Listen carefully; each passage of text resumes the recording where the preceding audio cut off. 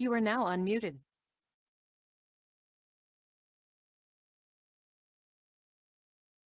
Yes, ma'am. Good afternoon, ma'am. Good afternoon, ma'am. Good afternoon, ma'am. Good afternoon, ma'am.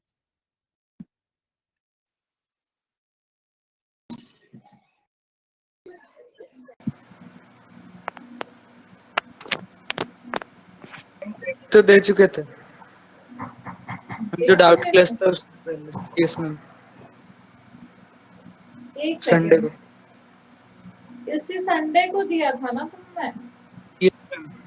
अच्छा, फोड़ कर आए थे या फूट कर आए थे? Ma'am medium ma'am. Medium, yes ठीक है, तो चलो हाइड्रोजन बॉन्डिंग से स्टार्ट करना था। मैम। एमओटी हो गया था मैम, मॉलिक्यूलर ऑर्बिटल से। बस हाइड्रोजन बॉन्डिंग ही तो बचा था ना। Yes ma'am. और बॉन्ड ऑर्डर मैम बोले थे अगले वाले चैप्टर में पढ़ेंगे, डी हाँ, ब्लॉक में। बॉन्ड ऑर्डर डी ब्लॉक में पढ़ेंगे। मतलब bond order basically number of bonds होता है, लेकिन वो अलग अलग कंपाउंड्स के हम नेक्स्ट डी ब्लॉक चैप्टर में पढ़ेंगे, ठीक है। Okay ma'am. तो हाइड्रोजन बॉन्डिंग की अगर मैं बात करूं तो हाइड्रोजन बॉन्डिंग दो टाइप की होती है। पहली इंटरमॉलिक्यूलर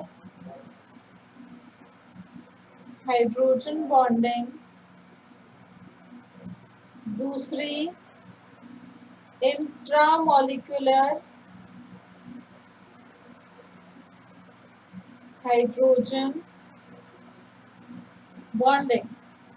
अगर मैं इंटरमॉलिक्यूलर हाइड्रोजन बॉन्डिंग की बात करूं तो इंटरमॉलिक्यूलर का मतलब क्या होता है, कोई बच्चा बताएगा?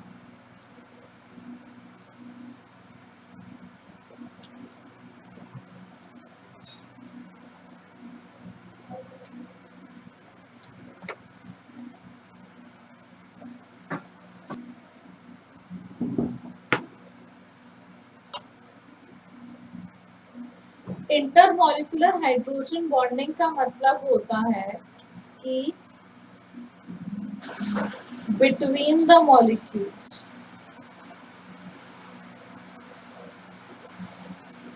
बिटवीन द मॉलिक्यूल्स मतलब हमारे पास दो मॉलिक्यूल्स हैं, दो के बीच में जो बॉन्डिंग होती है, जैसे दो फैमिलीज हैं, दो फैमिलीज के अलग अलग बच्चों में बॉन्डिंग होना intermolecular. With in the family, एक ही फैमिली के दो बच्चों में बॉन्डिंग होना is intramolecular. With in the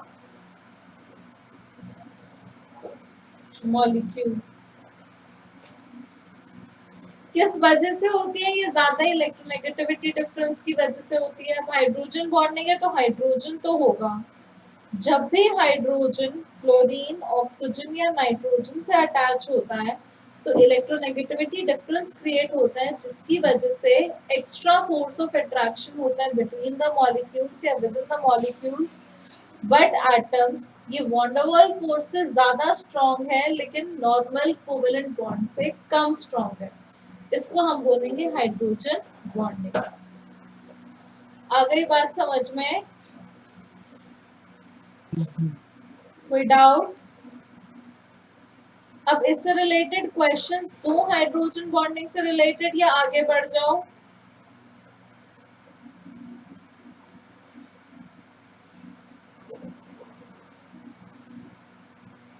अरे बोलो भाई, हाइड्रोजन बॉन्डिंग से रिलेटेड क्वेश्चंस दो या आगे बढ़ूं?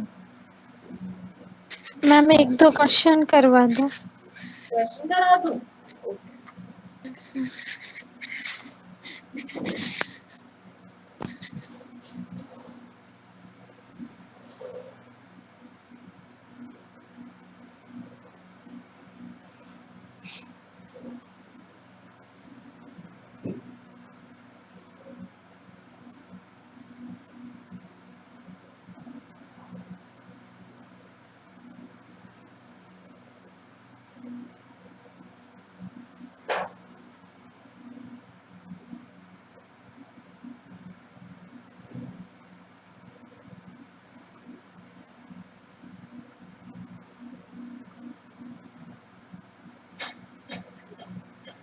ट्राई करो ये क्वेश्चन नंबर 127।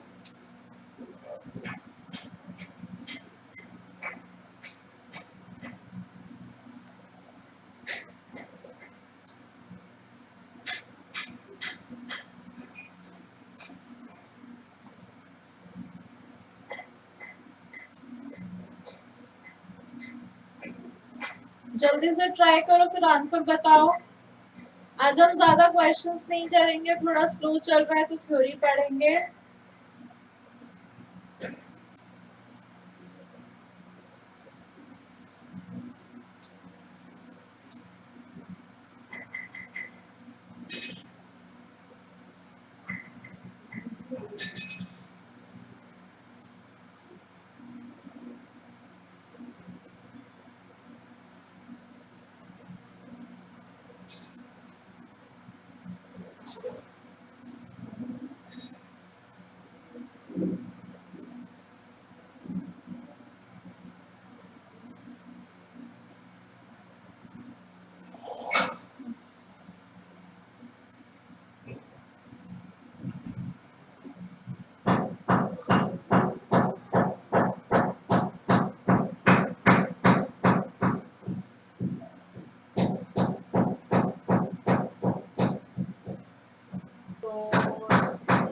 मैम हो गया।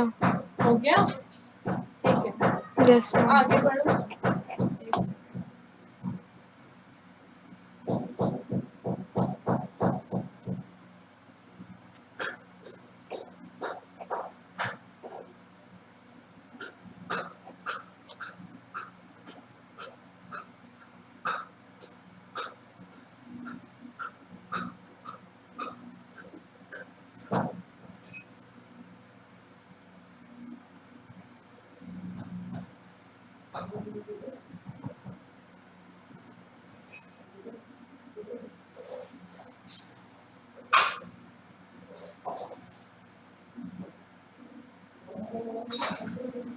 बता देना जब ट्राई कर लो तो।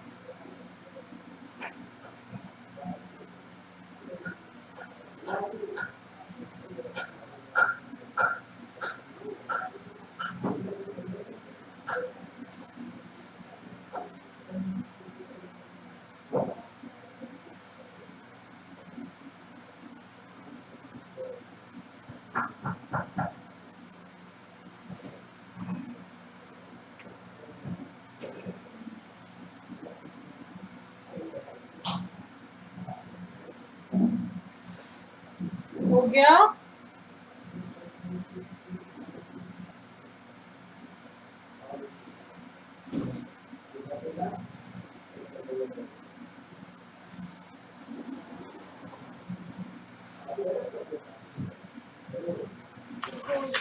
Yes ma'am. Okay. Question number 133 का आंसर क्या होगा?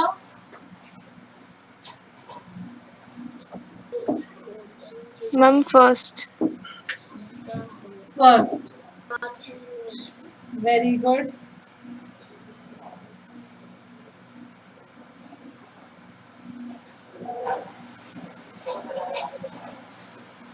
क्वेश्चन नंबर 132 का आंसर क्या होगा?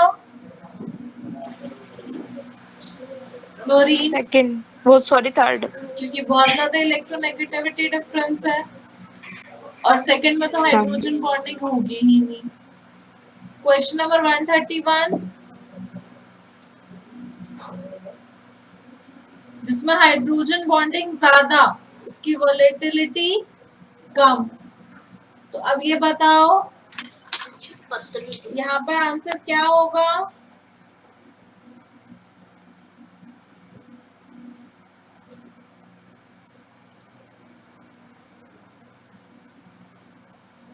देखो, HF में हाइड्रोजन बॉन्डिंग ज्यादा होती है HCl से, तो सीधी सी बात है HF की हाइड्रोजन बॉन्डिंग ज्यादा। क्वेश्चन नंबर 130,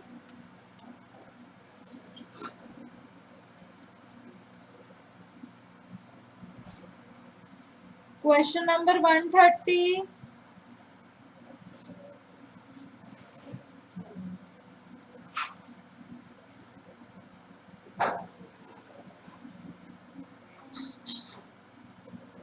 क्या होगा बेटा? In which of the following molecule the shown hydrogen bond is not possible?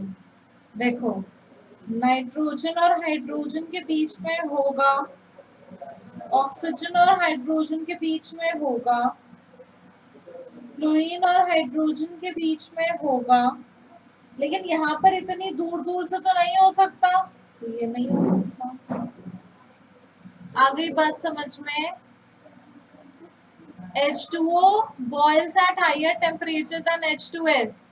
क्यों? क्योंकि इसमें हाइड्रोजन बॉन्डिंग होती है जिससे कि वो van der Waals forces Yes, से ma'am. ज्यादा Third option. स्ट्रांग हो जाते हैं। इंट्रामोलिकुलर H बॉन्ड से वोलेटिलिटी बढ़ती है या कम होती है? कम होती है, क्योंकि वो अपने आप में ही रहना चाहते हैं, किसी और से बॉन्ड नहीं बनाना चाहते। उसके बाद question number 127, the H bond in solid HF can be best presented as?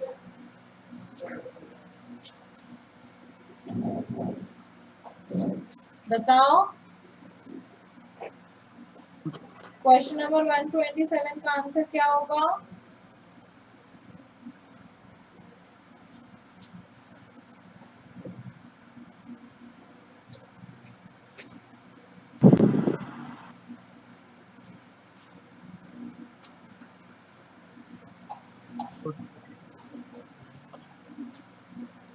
Third, क्योंकि H आगे जाके टिल्टेड फॉर्म में नहीं जाएगा, क्योंकि यहाँ पर तो दो ही ऑर्बिटल होंगे, ठीक है। तो ये तो था हमारा हाइड्रोजन बॉन्ड के बारे में। तो अब हम नया चैप्टर स्टार्ट करते हैं, स्टेट्स ऑफ मैटर। अगर तुम्हें और प्रैक्टिस चाहिए हो तो मुझे डाउट क्लास में बता देना, मैं आगे के क्वेश्चंस करा दूंगी। States of matter,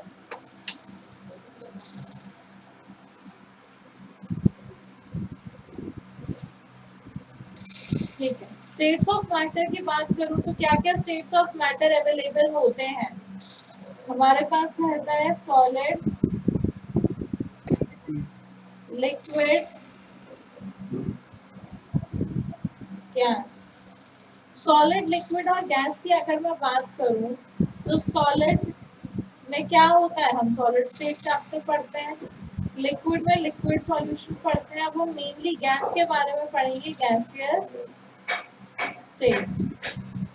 gaseous state की बात करूं तो इसमें अलग अलग लॉज होते हैं, जैसे कि बॉयल्स लॉ। बॉयल्स लॉ क्या कहता है? Pressure is directly proportional to temperature. तो इन दोनों का ग्राफ भी कुछ ऐसा ही बनेगा। इसी तरीके से चार्ल्स लॉ है, वो volume directly proportional to temperature कहेगा। कोई कहेगा pressure is inversely proportional to volume, और फिर कोई बोलेगा pressure is directly proportional to number of moles, volume is directly proportional to number of moles. तो इन सबको कंबाइन करके हमारे पास गैस लॉ बनता है, combined gas law. Combined gas law क्या बोलता है? P1 V1 upon N1 P1 is equal to P2 V2 upon N2 T2 and so on. Basically इन सब की वैल्यू किसके बराबर है? R के बराबर। Yes or no? अरे हाँ या ना? इसके बाद आता है Dalton's law of partial pressures. Dalton's law of partial pressures.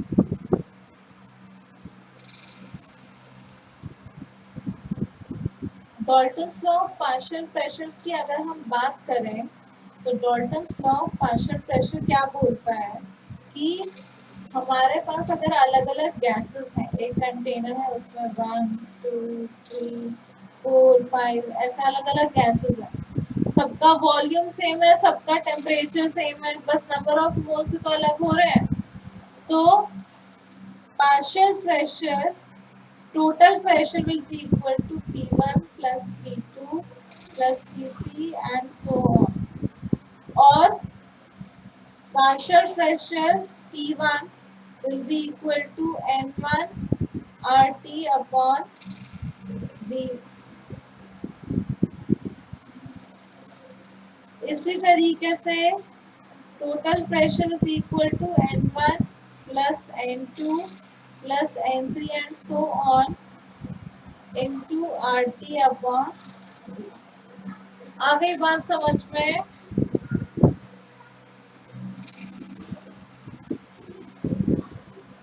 Yes, ma'am. कोई डाउट?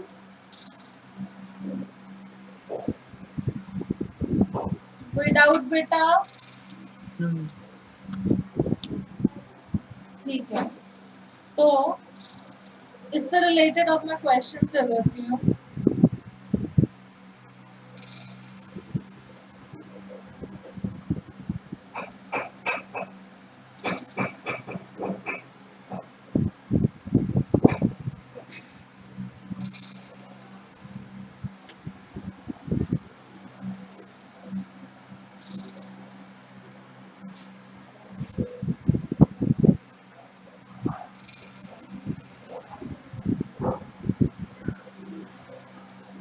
ये क्वेश्चंस ट्राई करो बेटा।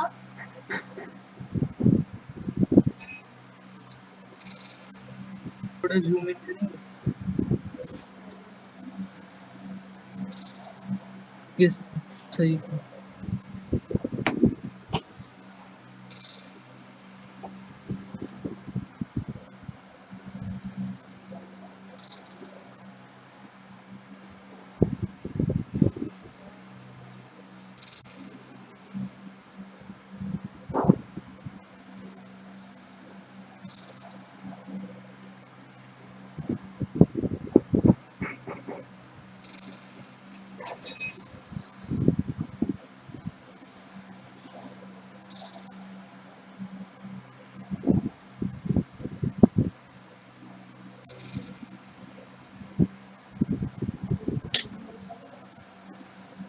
हम फोर्थ से करेंगे, क्या? फोर्थ नंबर से करेंगे।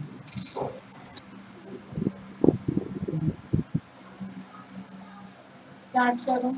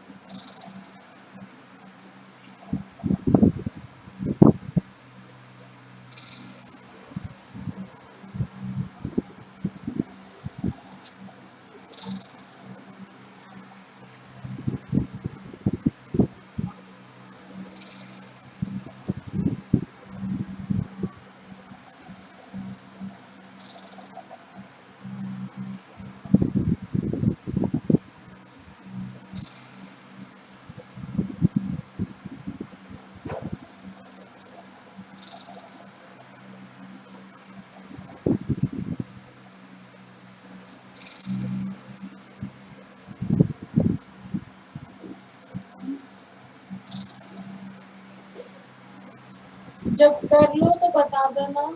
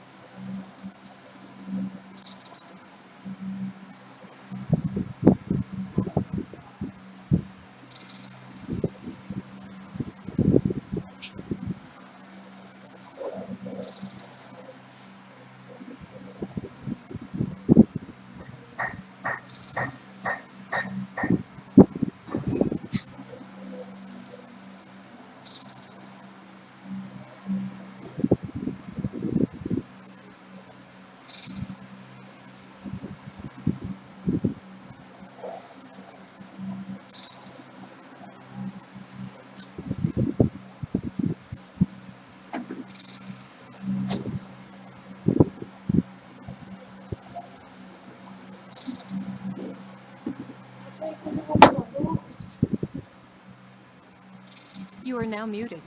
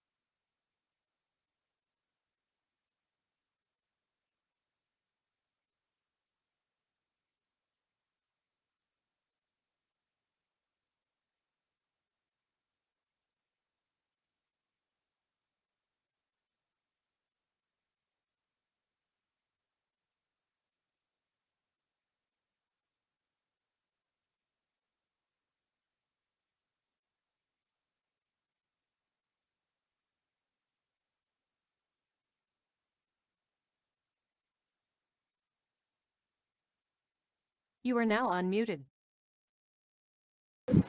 हो गया बेटा?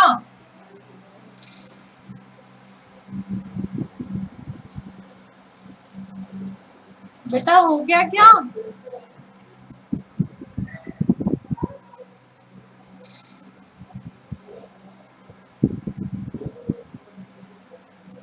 मैनोमीटर वाले क्वेश्चन छोड़ देना, ये नीट में नहीं आते हैं। और अगर किसी को पढ़ना हो मैनोमीटर तो मुझे डाउट क्लास के दिन बोल देना, ठीक है? अरे तुम लोग नींद में हो क्या? आज रिस्पॉन्ड ही नहीं कर रहे हो।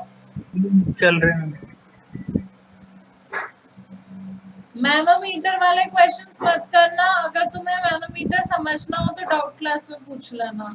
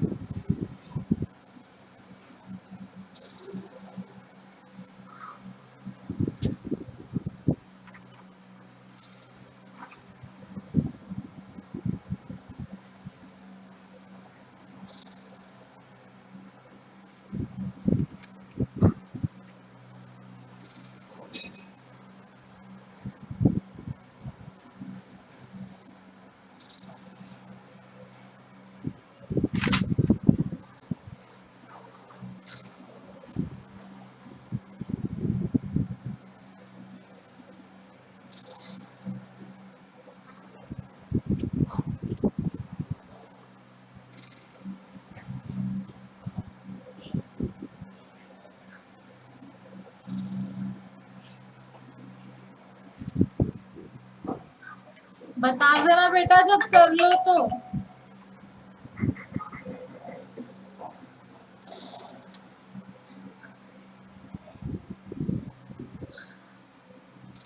कर लिया?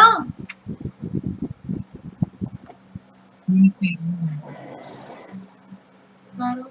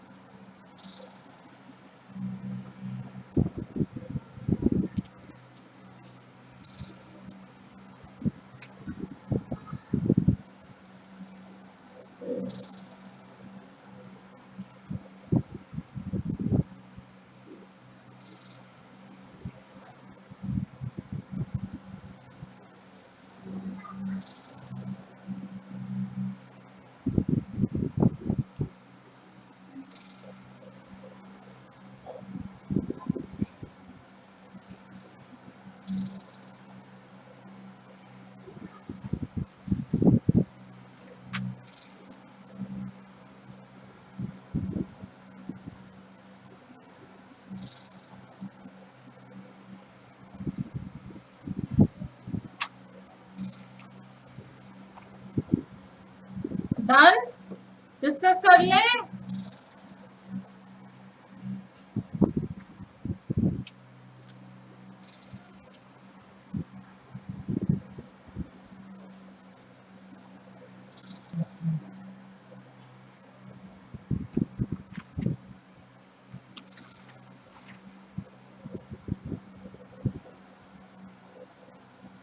मैम 3/4 छूट गया थोड़ा मैम। अच्छा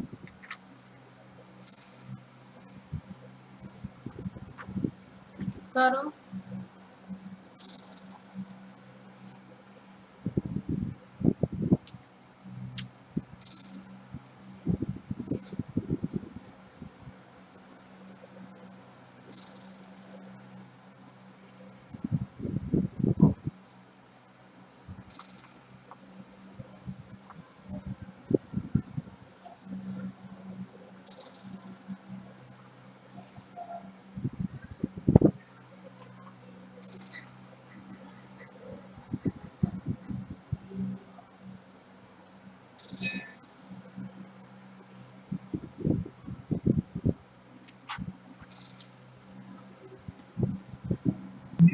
एफ्यूज मतलब मैम निकल जाए ना मैम, ऐड ऑन होगा। क्या एफ्यूज मतलब मैम ऐड ऑन होगा या फिर रिलीज होगा? रिलीज होगा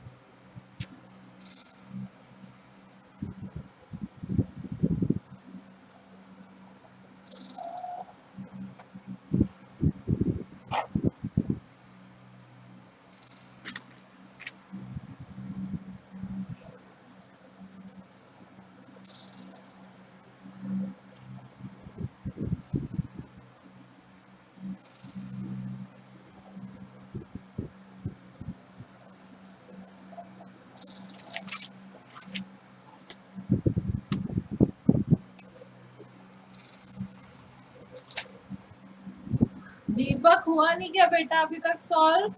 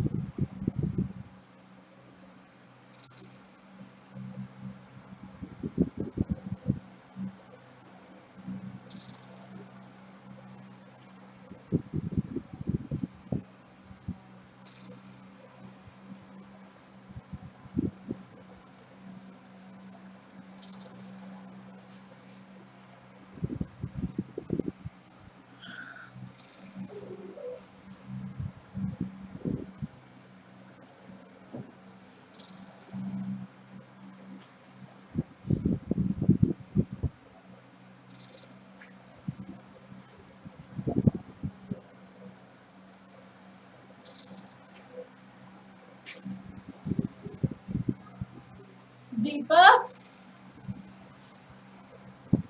Himanjani बेटा have you done Yes, ma'am. Like, I've got only few. okay so let's start I will give you hint for all the questions and then you can try yourself at home just note them down or take the snapshots. Okay? Okay, beta? Yes, Fine. ma'am. So question number 1. 71.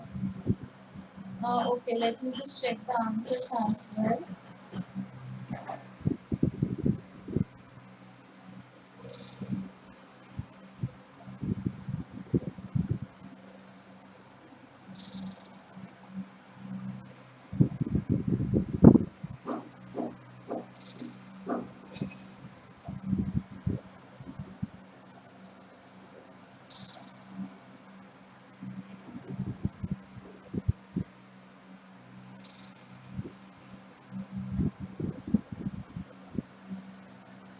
Yes, the correct answer is 71.4 liter.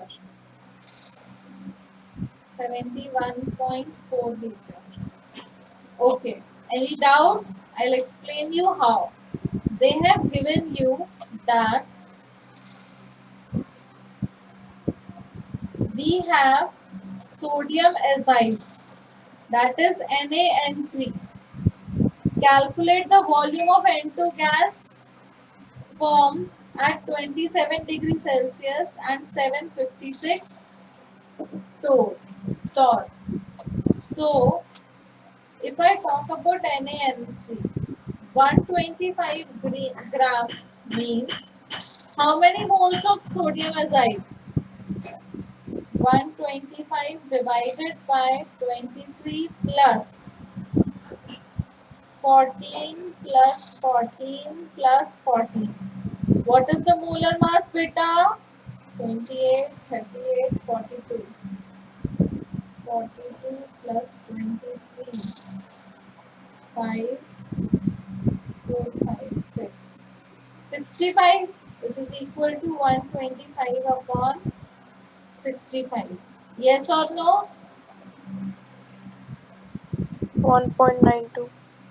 So the answer will be 1.92 moles. So 1.92 moles of NaN3. This means 3 into 1.92 moles of nitrogen atom. Yes or no? Yes, ma'am. Also, this means 3 by 2 into 1.92 moles of N2 gas, And 2 gas. Yes. which implies 2.8. 2.8 moles of N2. अब बात आती है volume कैसे calculate करें. Pressure कितना दिया है? 756 upon 760. इसको मैं अप्रोक्सीमेटली 1 लिख सकती हूँ. 1 into वॉल्यूम कैलकुलेट करना है. Number of moles 2.8. Temperature 27 degree Celsius को मैं लिख सकती हूँ 300 केल्विन. तो 224.63 अपॉन 300 कैंसिल. तो क्या तुम वॉल्यूम निकाल लोगे विच इज इक्वल टू 71.4. आ गई बात समझ में?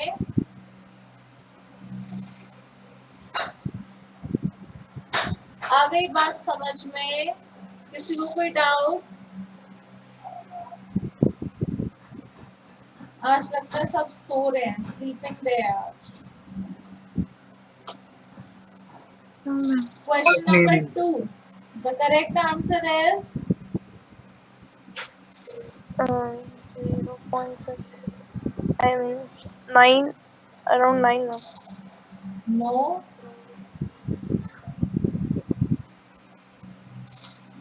इसमें प्रेशर तो हो जाएगा 0.062 एटमॉस्फेयर.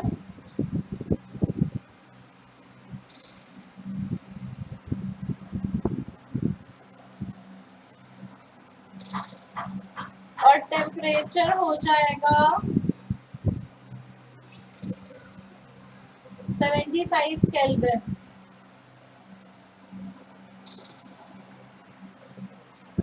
कोई डाउट? सबका आंसर आ गया या करके बताओ? Ma'am, I got only pressure. Ma'am.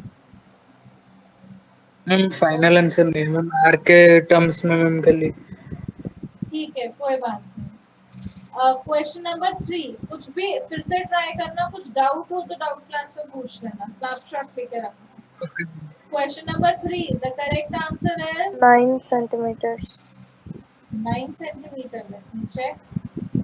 Very good, 9.09 centimeter, but 9 centimeter will also work. 9.09 centimeter.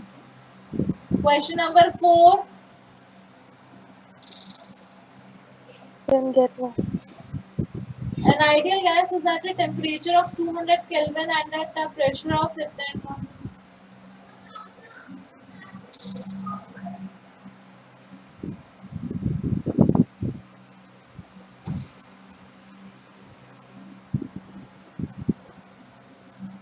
Ma'am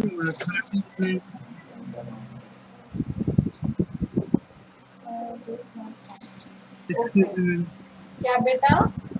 थोड़ा एक बार दोबारा बोल देंगे। 9 9.09 सेंटीमीटर। और क्वेश्चन नंबर 4 का आंसर बताओ क्या होगा? 4 मैम। सबसे पहले तो बताओ कांस्टेंट होगा या नहीं होगा?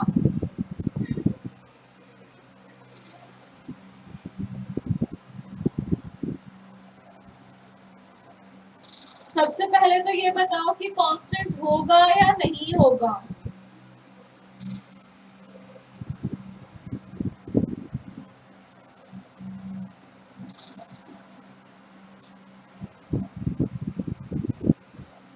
मैम वॉल्यूम बढ़ रहा है ना, तो फिर मैम स्लोप में चेंज होगा, मतलब चेंज हो रहा है वॉल्यूम में। वॉल्यूम में चेंज हो रहा है, क्या उससे स्लोप में भी चेंज आएगा?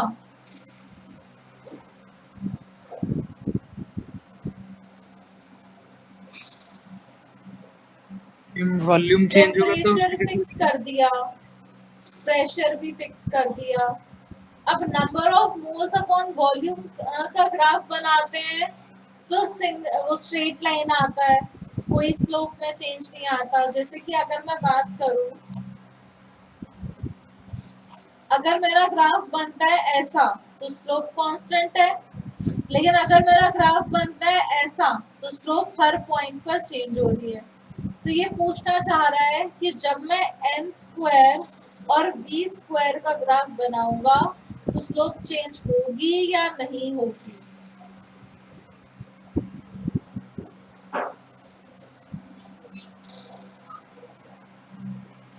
नहीं होगा नहीं होगी। मैम। v के साथ से n भी तो चेंज होगा ना, v जितना बढ़ रहा होगा अरे n तो भी। n और v अगर यहाँ पर ये ग्राफ बनाते हैं तो क्या n इस x के साथ y, इस x के साथ y चेंज नहीं होता? बिल्कुल होता, लेकिन स्लोप चेंज नहीं होती। वही मैम। एक बात तो x सोचो का वैल्यू कि चेंज होगा। अगर मैं बात करूं PV इक्वल टू nRT की और V equal to RT upon P into N, क्या मैं बोल सकती हूँ V is directly proportional to N? तो V और N में तो स्लोप चेंज नहीं होगी, स्लोप सेम ही रहेगी RT अपॉन P। मैं दोनों साइड स्क्वायर कर देती हूँ, V square R square T square upon P square into N square. यहाँ पे भी तो स्लोप चेंज नहीं हो रही, हाँ या ना? अब तुम्हें स्लोप निकालनी है किसमें? n square versus v square. तो बेसिकली तुम्हें चाहिए p square upon r square into T square. p क्या है? प्रेशर कितना है बेटा? 8.21 atmosphere. 8.21 into 8.21 r square 8.21 upon 100 into 8.21 upon 100 into temperature 200 into 200। 2 zero से 2 जीरो कटी, 2 जीरो से 2 जीरो कटी। 8.21 8.21 8.21 8.21। तो स्लोप कितनी आ गई? 1/2। 4 आ गई बात समझ में?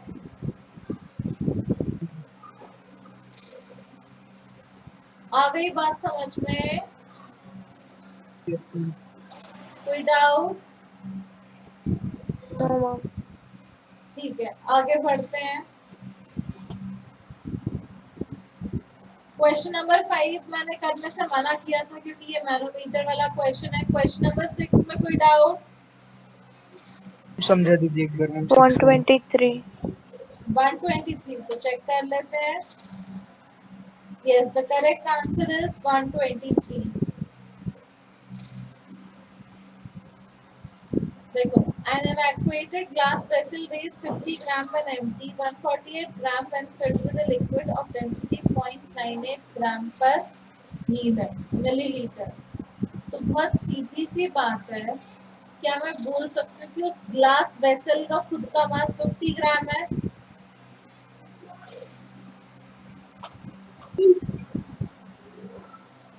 मेरे पास एक ग्लास वेसल था, वो खाली था, इसका मास था 50 ग्राम।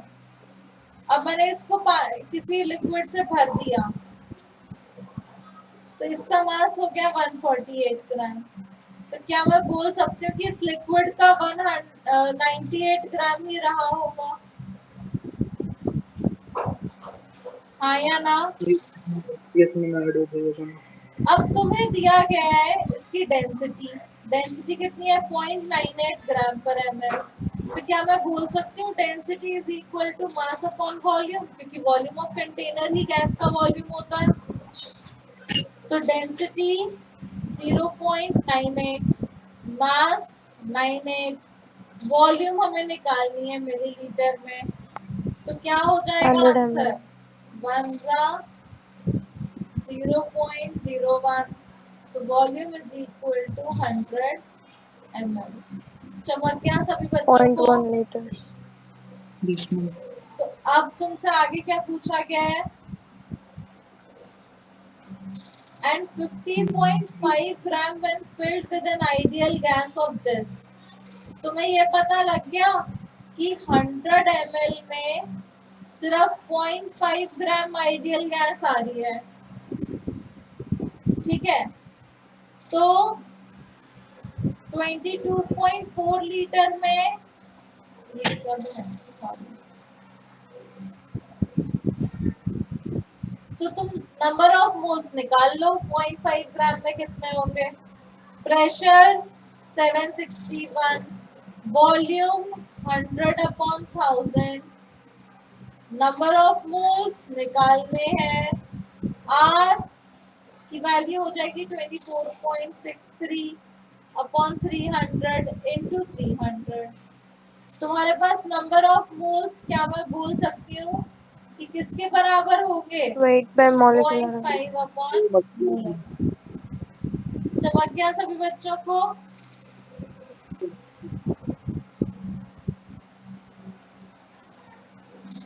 चमक गया सभी बच्चों को? कोई डाउट? अरे बोलो भाई। अब तुम क्वेश्चन नंबर 11 और 12 करके बताओ मुझे जल्दी से।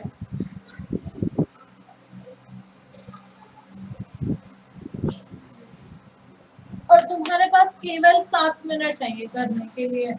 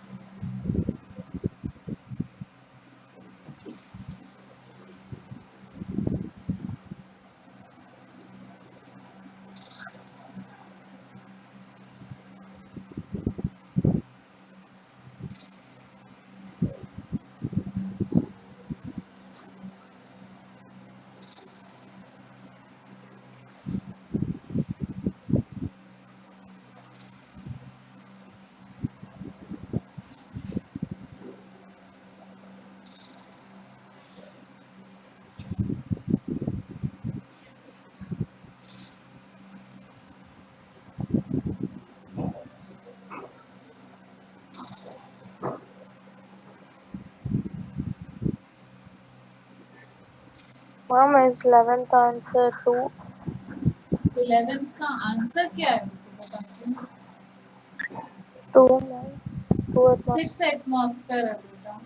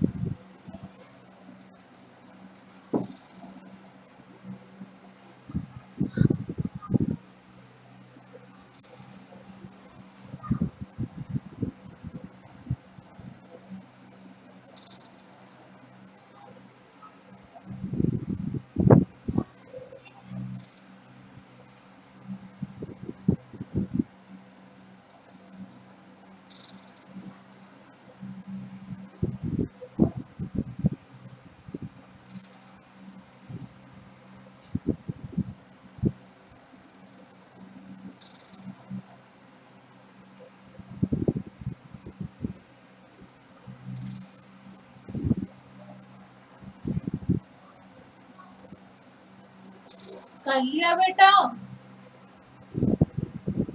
7 मिनट तो हो गए. Man, 12th one, total pressure 0.4 and pressure, partial pressure of helium is 0.2. Correct. Very good.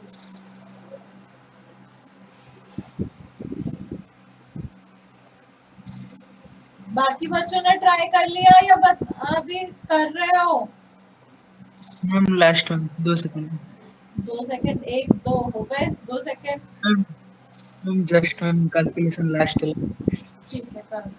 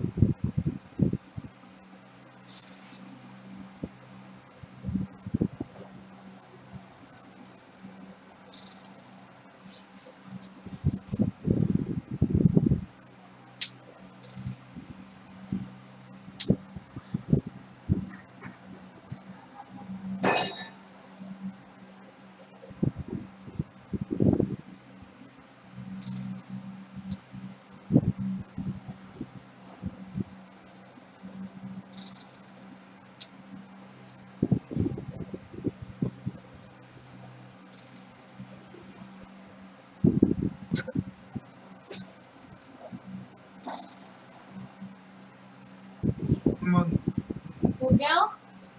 ठीक है। क्वेश्चन नंबर 11 का आंसर है 6 एटमॉस्फेयर। कितने बच्चों को डाउट है? 2 आ रहा है। देखो, Yes, 1 ma'am. mole of Total pressure. NH4Cl is kept in an open container and then covered with a lid. The container is now heated up to 600 Kelvin. मेरे पास एक कंटेनर था, उसमें NH4Cl रखा था और हवा भरी हुई थी। इसको मैंने कवर कर दिया, ठीक है। अब ये क्या बोल रहे हैं? The container is now heated up to 600 Kelvin, where NH4Cl completely dissociates into NH4 and HCl. If volume of the container is 24.63 liters, अब देखो रूम टेम्परेचर क्या होता है? 300 kelvin, outside temperature 300 kelvin, 1 atmosphere है। तो क्या मैं बोल सकती हूँ कि इसके अंदर जो एयर आई होगी वो उसके मोल्स कितने होंगे? Pressure 1, volume 24.63 equal to number of moles निकालने हैं, R 24.63 upon 300 into 300. The number of moles of air is equal to 1 mole. यहाँ तक सबको चमक गया? इसके बाद अब तुमसे बोला जा रहा है कि अब जब हीट किया तो क्या हुआ? NH4Cl लिया, कितना? 1 मोल, और इसको हीट किया तो ऑब्वियसली ये NH3 प्लस HCl, ये NH3 बनेगा 1 मोल। तो टोटल मोल्स ऑफ गैस कितने हो गए? N1 plus N2, 2 moles. Pressure हमें निकालना है, वॉल्यूम तो 24.63 ही रहेगा, नंबर ऑफ मोल्स 2 हो चुके हैं, R 24.63 अपॉन 300 और 600 केल्विन टेम्परेचर हो चुका है। तो 300 1 2 1 तो pressure is equal to,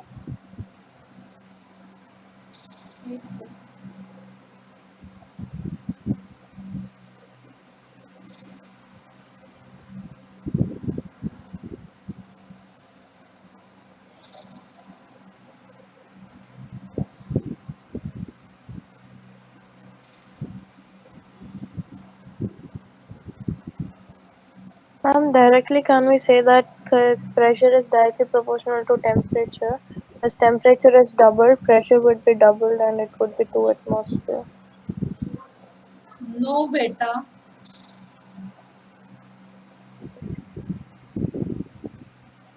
ma'am जो बाहर का मैम एयर था वो वाला कंटेनर के अंदर रहेगा? हाँ मैम बाहर का जो एयर था, बाहर का एयर था वो कंटेनर के अंदर ही रहेगी। तो प्रेशर ऑफ एयर तो हो जाएगा 2 एटमॉस्फेयर टेम्परेचर डबल करने पर, और यहाँ पर भी 2 एटमॉस्फेयर हो जाएगा। Ma'am, atmospheric pressure would be 1 atmosphere, no ma'am. वो तो बाहर का प्रेशर है, अंदर के प्रेशर की बात हो रही है, कुछ तो गड़बड़ हो रही है।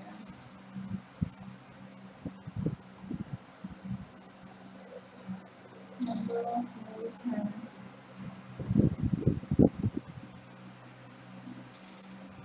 अच्छा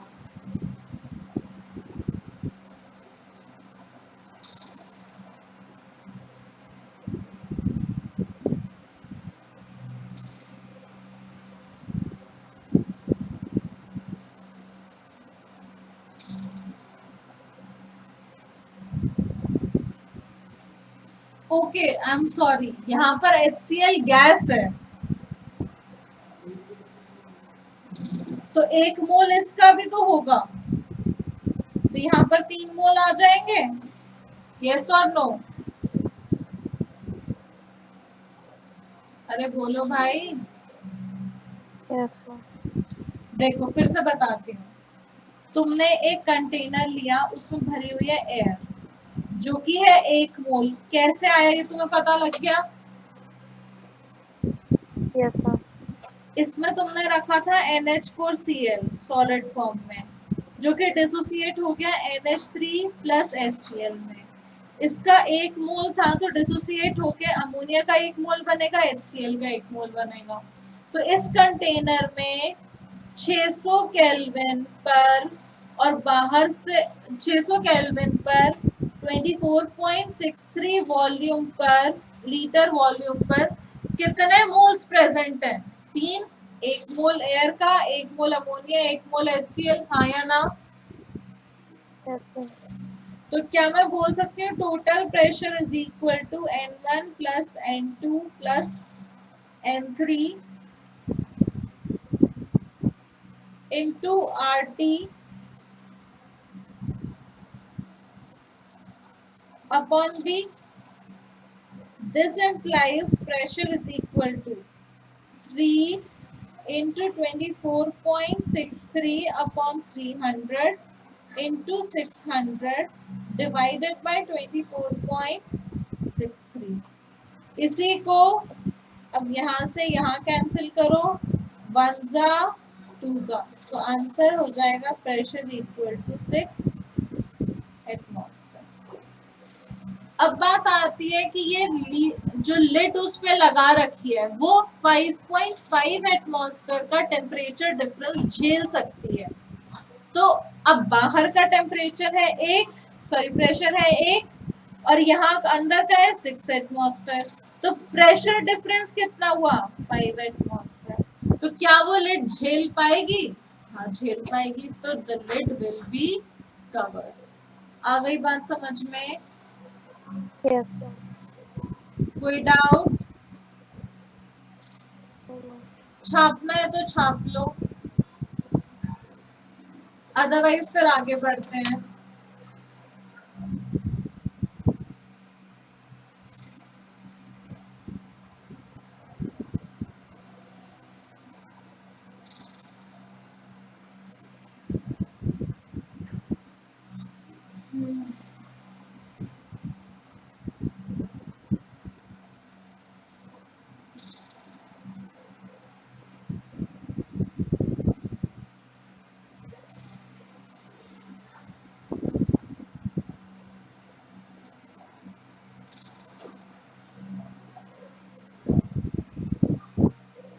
डाउट है मैम। पूछो। तो कंटेनर के अंदर NH4Cl था हम्म, मैम, वो डिसोसिएट हो गया NH3 और HCl में। हाँ तो फिर मैम फाइनली मैम तो फिर कंटेनर के अंदर अंदर तो NH4Cl मैम एब्सेंट है ना मैम, क्योंकि हाँ, वो तो डिसोसिएट हो चुकी है। NH4Cl का वॉल्यूम नेग्लिजिबल होगा क्योंकि वो सॉलिड फॉर्म में था।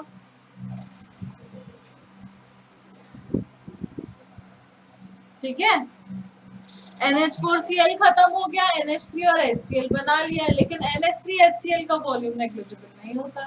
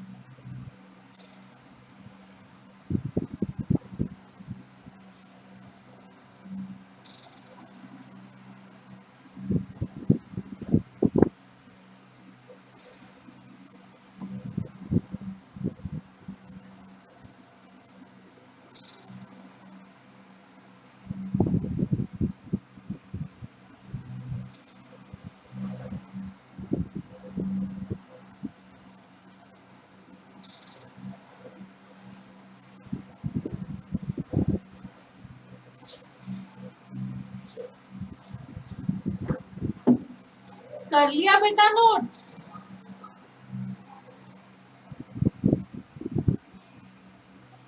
Yes, ma'am.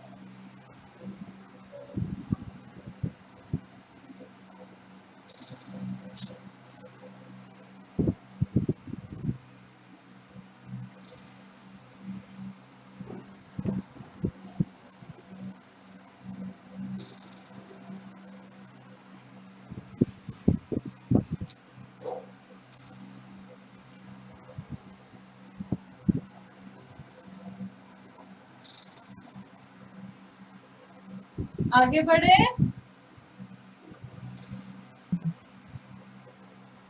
क्वेश्चन नंबर 12 हो गया था सभी बच्चों से?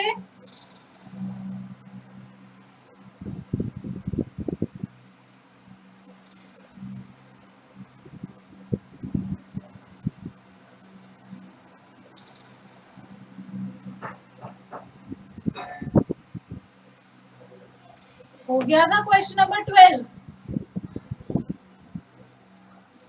तो आगे बढ़ते हैं। Graham's law of diffusion and effusion. मेरी आवाज आ रही है? Yes, ma'am. इतना ढीले क्यों हो? किसी ने मार के बिठाया है क्या? दे रहे हैं। बिल्कुल ढीले हो। तुम्हारी आवाज की इंटेंसिटी देखो और मेरी आवाज की इंटेंसिटी देखो, तुम्हें खुद डिफरेंस पता लगेगा। मैम मैम फोन थोड़ा हम दूर है मैम, इसलिए क्या? हम साउंड हम थोड़ा डिस्टेंस में है ना फोन, इसलिए आवाज में ग्राहम्स पूरा नहीं।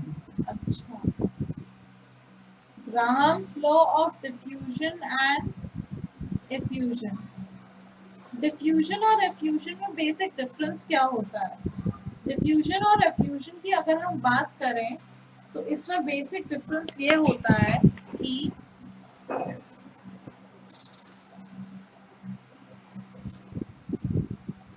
इसमें बेसिक डिफरेंस यही होता है कि डिफ्यूजन में ऐसा होता है कि एक छोटा सा होल होता है और उसमें से जो भी गैस होती है वो बाहर हवा में जा रही होती है। On the other hand effusion में एक कंटेनर से दूसरे कंटेनर में जा रही होती है। ठीक है। अब अगर हम Graham's law of diffusion and effusion की बात करें तो ये क्या बोलता है? R1 upon R2 will be inversely proportional to mass या will be equal to under root M2 upon M1। ठीक है। अब R1 upon R2 हो सकता है number of moles per unit time, pressure per unit time, volume per unit time, distance travelled per unit time, कुछ भी। आ गई बात समझ में? बस ये याद रखना है। सॉरी,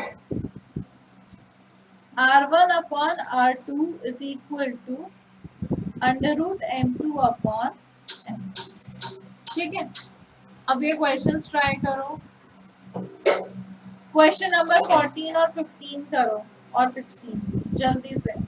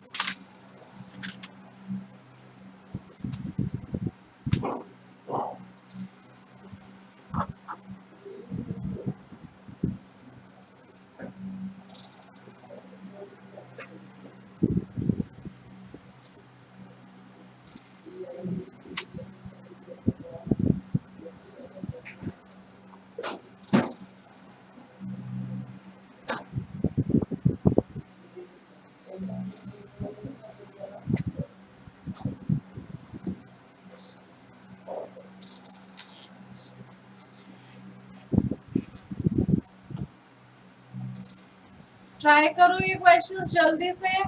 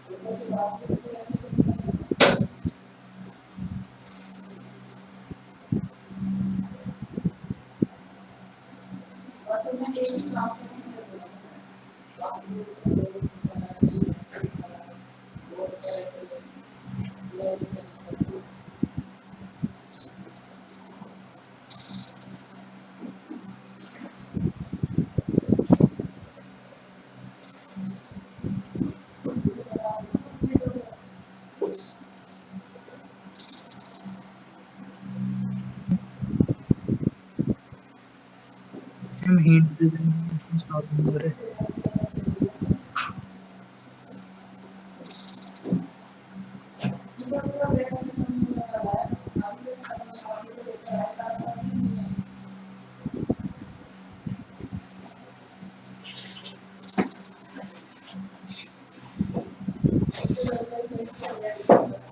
क्या हुआ प्रीता?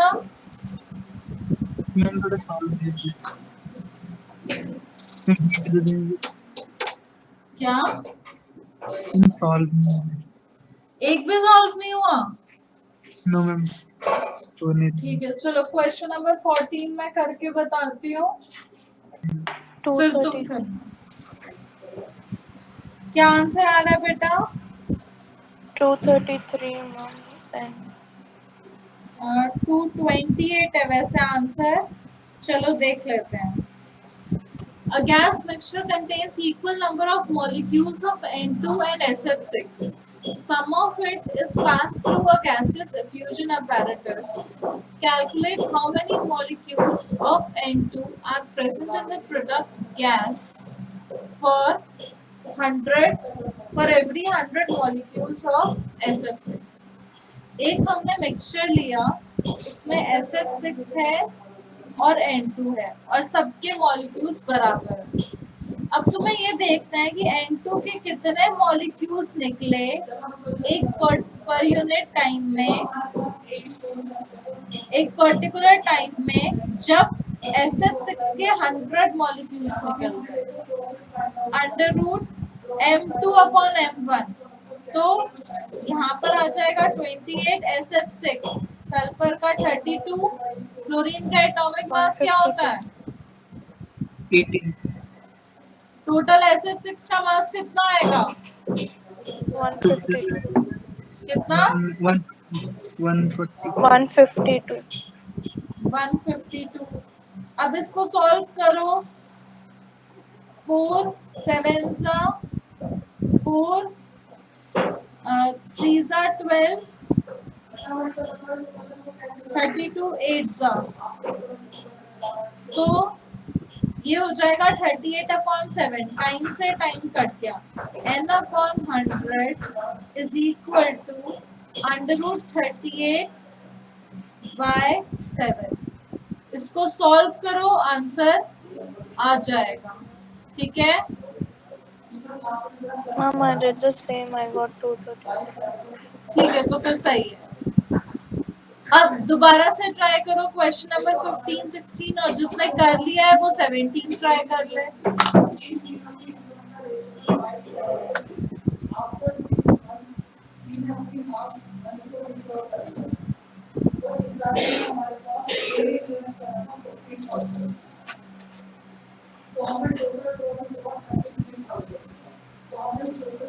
50.8 centimeters.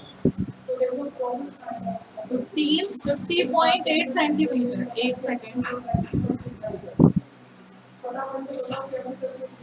बिल्कुल सही. Very good.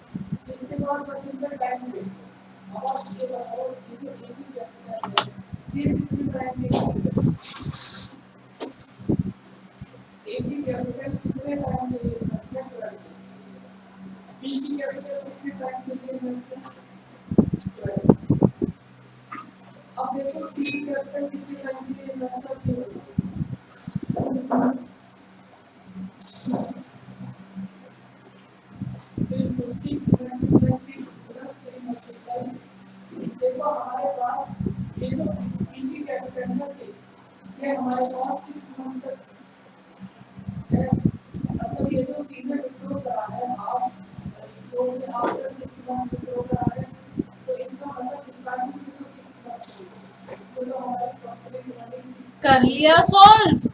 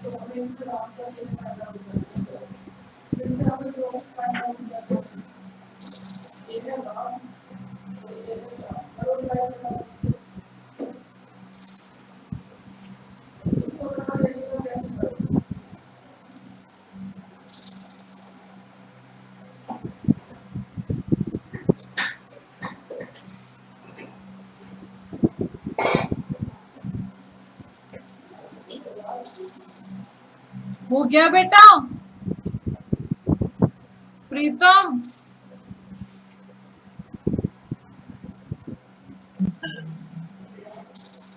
कर लिया बेटा? हम सारा नहीं बना, मैं ट्राई कर रहा हूँ। करो।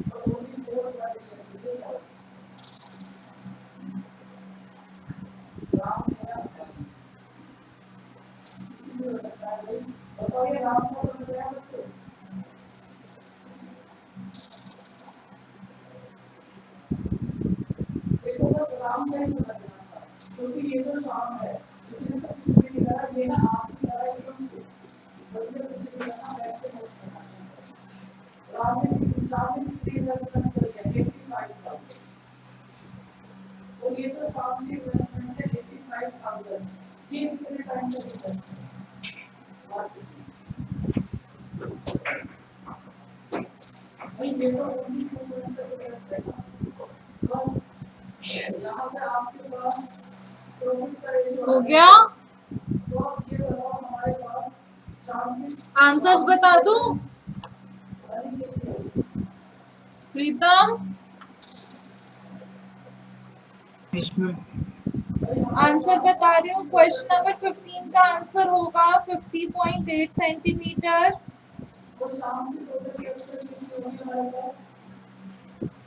क्वेश्चन नंबर 16 का क्या होगा हिमांशु ने 16 बताओ? minutes. 16 मिनट्स। Very good.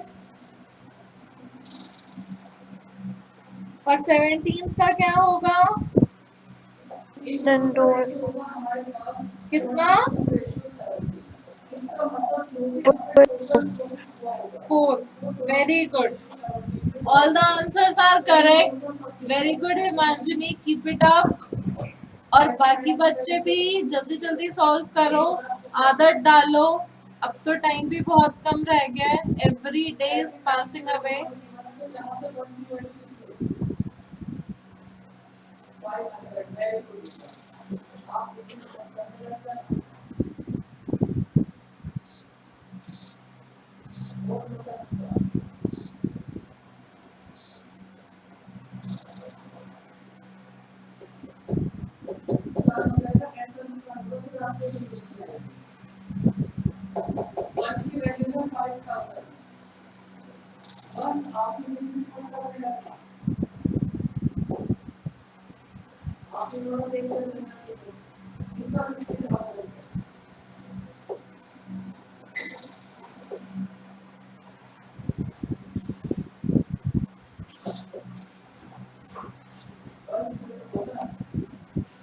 चलो bye bye, have a nice day. आज के लिए इतना ही।